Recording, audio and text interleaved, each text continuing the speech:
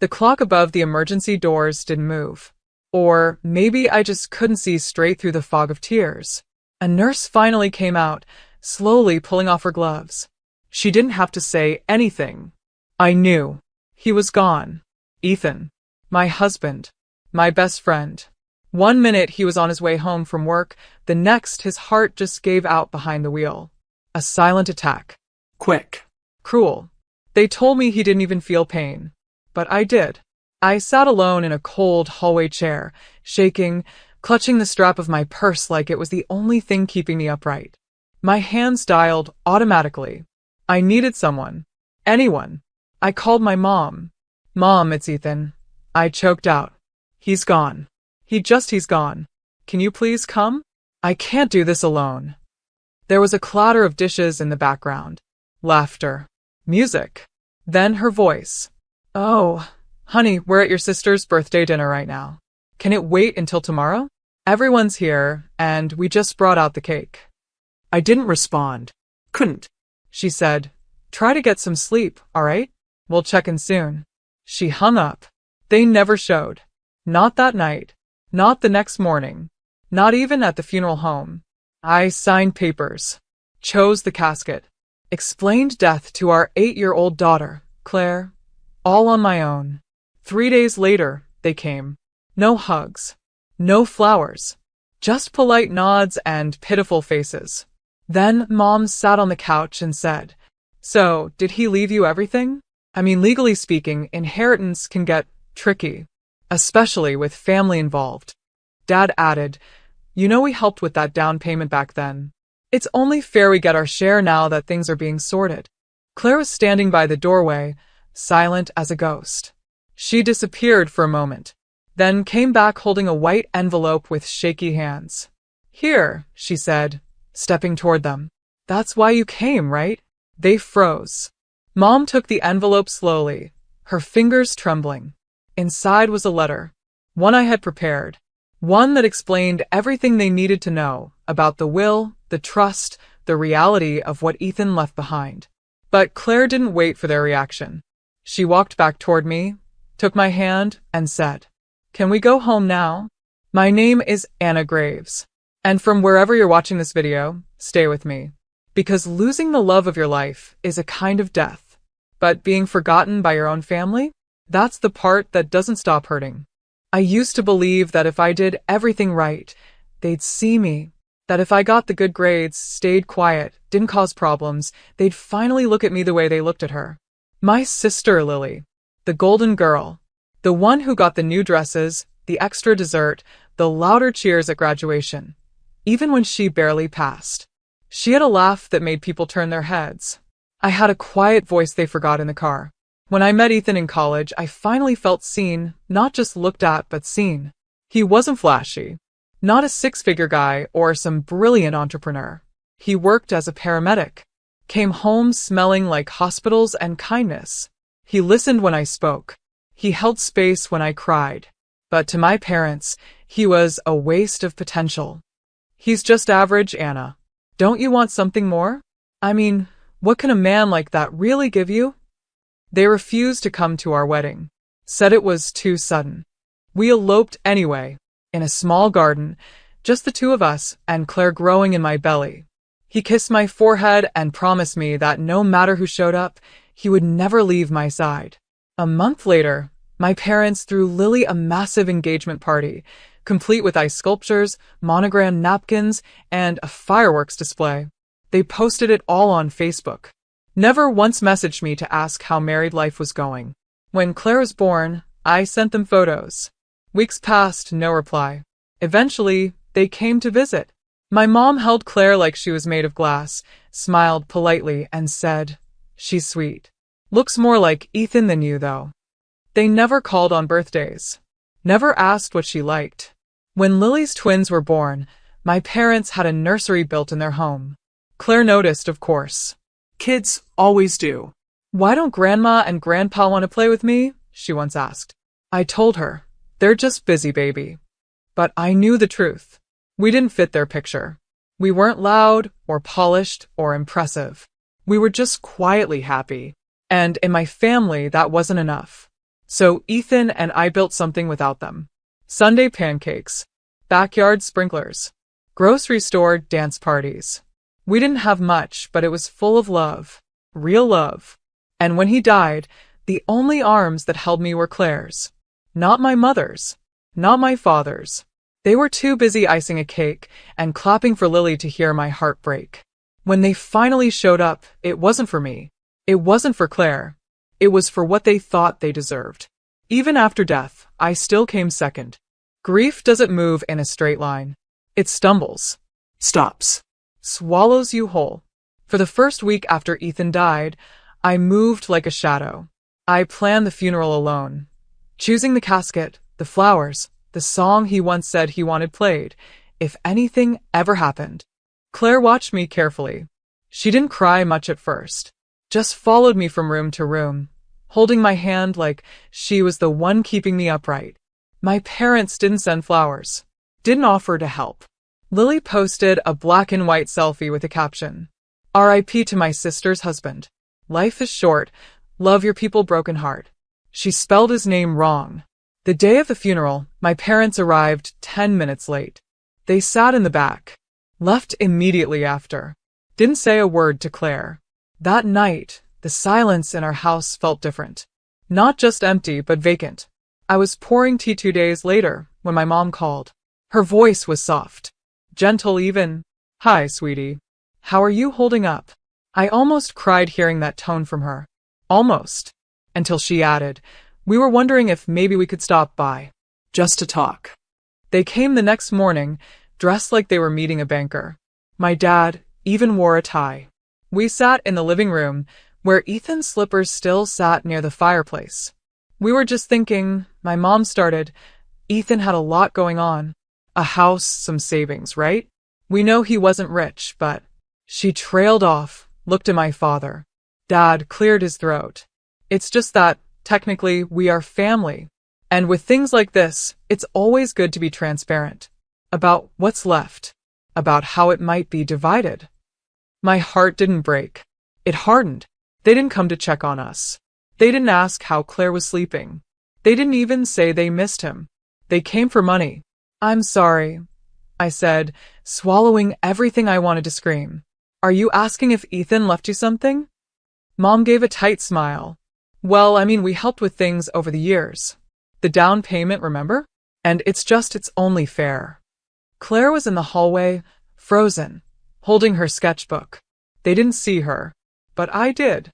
That night, she climbed into bed with me and whispered, "They were talking about Daddy's money." I nodded, gently stroking her hair. What did they mean by split fairly? I swallowed hard. Nothing that matters to us, baby. But in my heart, something shifted. They hadn't lost a son-in-law. They didn't mourn him. They didn't even really know him. They just saw his death as an open door. They came with fake sympathy, but what they really brought was a calculator. And that's when I knew. They didn't lose a person. They saw a payday. I never believed in revenge, not the loud kind. The kind that screams and breaks and burns things down. But silence? Silence is a different kind of fire. The morning after their visit, I called Ethan's lawyer, Mr. O. A quiet man with kind eyes who once said, "Ethan may not be rich in money, but he's rich in preparation." He was right.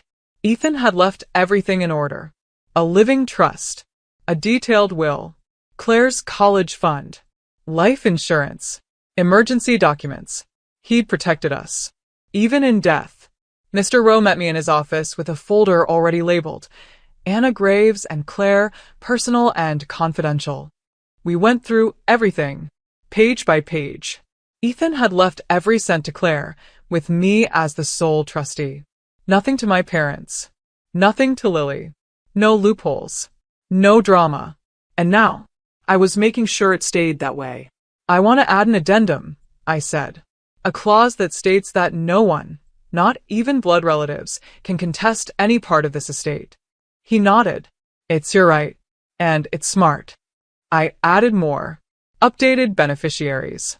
Closed every financial window they might crawl through. Then I went home and started building my file. I created a folder. A real one, physical, thick and locked. Inside. A copy of the will, statements from the trust, a letter addressed to whom it may concern, detailing the harassment, screenshots of my parents' messages, and one handwritten note from Ethan I'd been saving. Whatever happens, protect Claire first. She's our legacy. I wasn't angry anymore. I was ready. That night, as I sat at the kitchen table sorting papers, Claire came into the room. She was holding her stuffed bear and rubbing her eyes. "What are you doing, Mommy?" "Just organizing things," I said softly. She looked at the papers, then at me. "They're coming for what's not theirs, huh?"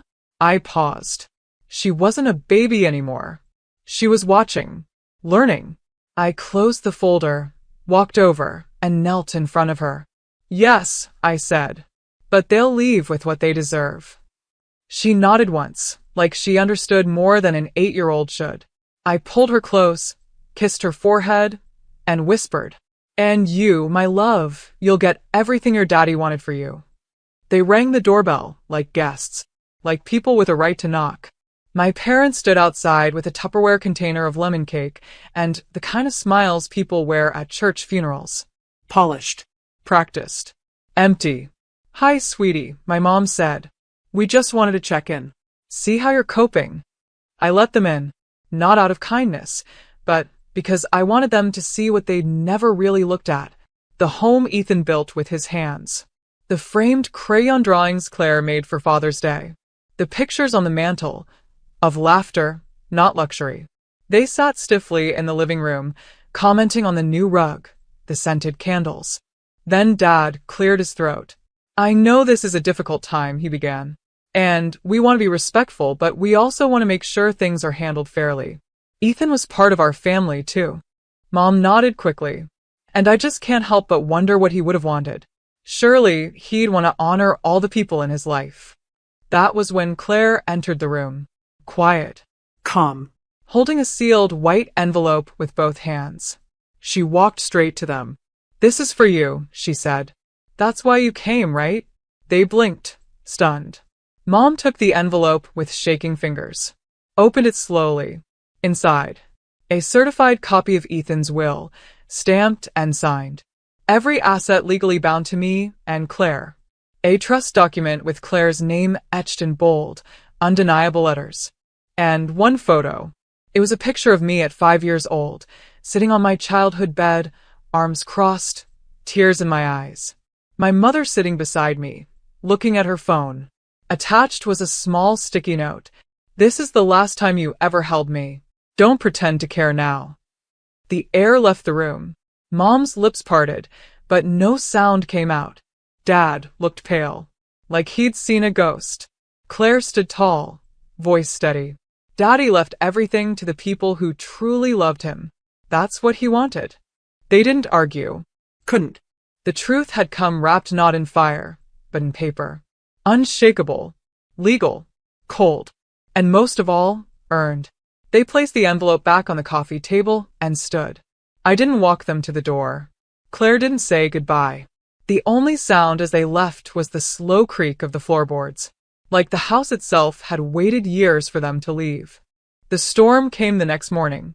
Not rain, not thunder, just a barrage of angry texts and voicemails. My mom's voice, high-pitched and furious. "How dare you humiliate us like that, after everything we've done for you?" Dad's message, cold and clipped. "You think this is over? Just wait until the family hears what kind of daughter you are."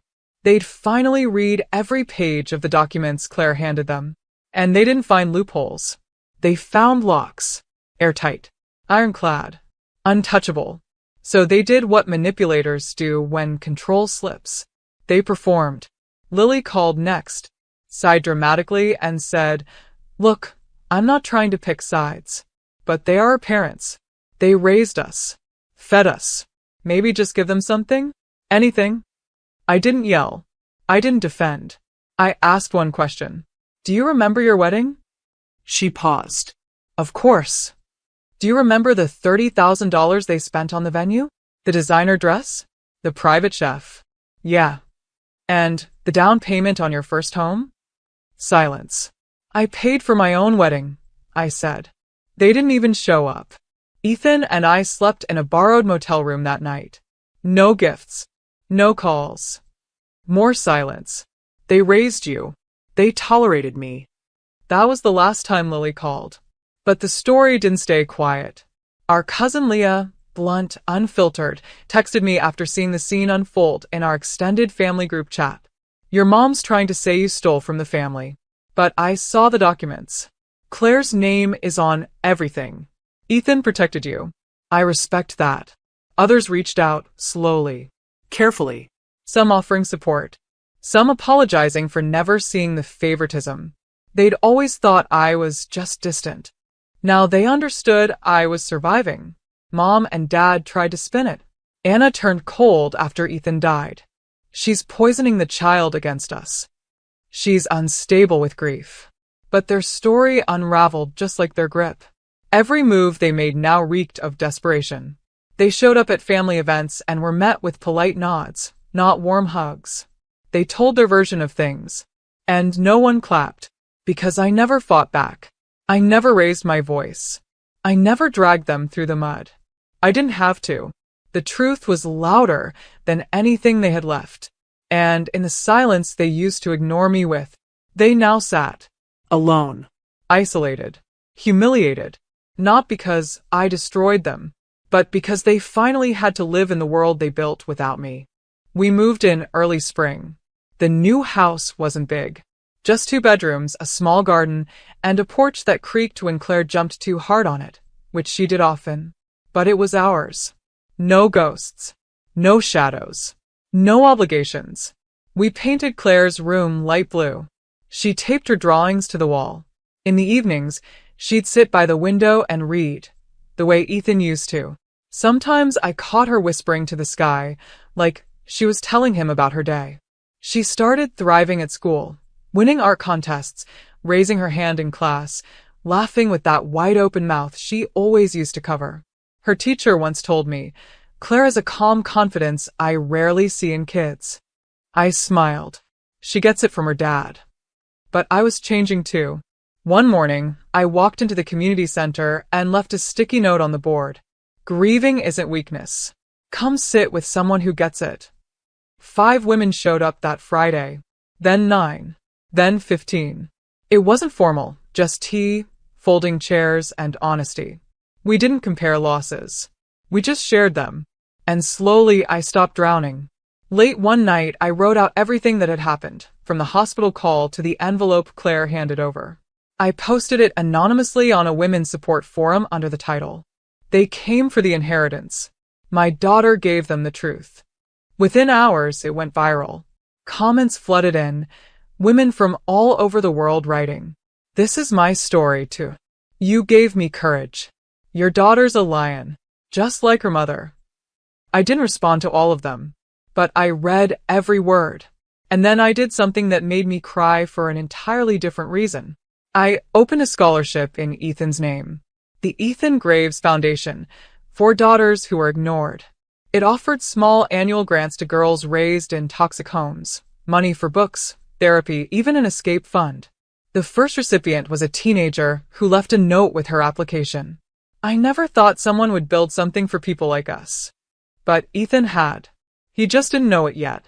I framed one of his old photos, the one where he's holding Claire on his shoulders, both of them laughing, faces tilted to the sun. It sits on my nightstand.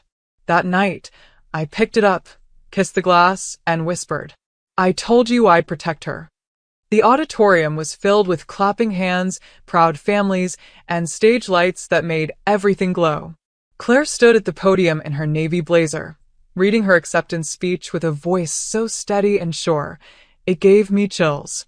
She was 14 now, taller than me, braver than I ever was at her age. She had just received the Young Leader in Arts and Advocacy award for organizing a mural project in the city's underserved schools, each piece representing a child who felt forgotten, unheard, unseen. My daughter turned pain into paint, just like her father turned quiet into strength. As she stepped down from the stage, her eyes scanned the crowd until they landed on me. She smiled, a real, proud, healing smile. I stood and clapped with everything I had. And then, like a ghost that didn't know when to leave, my phone buzzed. Mom. The name lit up the screen, and for a second, I just stared at it. I hadn't blocked her. I didn't need to. Let her see the life she chose to walk away from. Without a second thought, I silenced the call and slid the phone into my purse. Outside, the sky was soft and golden, like it knew what the moment meant. Claire walked beside me, holding her little glass award. Mom, she asked gently, do you ever miss them? I didn't answer right away. I wanted to be careful with the truth. Finally, I said, I miss the parents I wished I had, but I don't miss who they really were. She nodded. No sadness, just understanding. We stopped at the top of a small hill behind the venue. From there, we could see the mural she helped paint, bright, brave colors wrapping around an otherwise gray building. There were no portraits of villains. Just strength, just memory, just forward motion. Claire turned toward me. Did Daddy ever think we'd end up okay? I smiled through the lump in my throat. He knew we would. He made sure of it. She leaned into me, and together we walked toward the parking lot, the light stretching long and warm behind us. And as our footsteps faded into the glow of the evening, I thought of everything we'd lost and everything we'd built from that loss. The noise faded, the drama died, and what remained was ours. Because some people come for the inheritance, but love, that's never for sale.